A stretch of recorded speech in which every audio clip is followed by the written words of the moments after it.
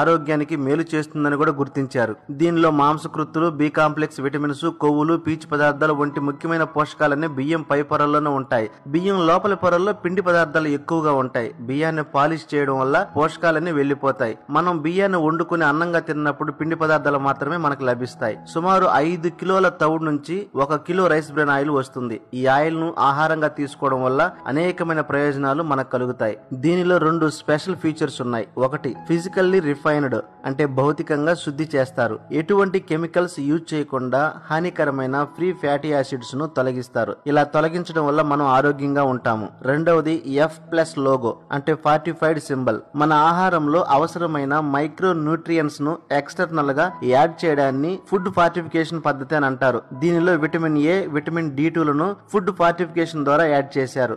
F+ logo ఉన్న ఈ rice bran oil ప్రతి ఒక్కరి ఆరోగ్యం కోసం చాలా యూజ్ఫుల్ గా ఉంటుంది.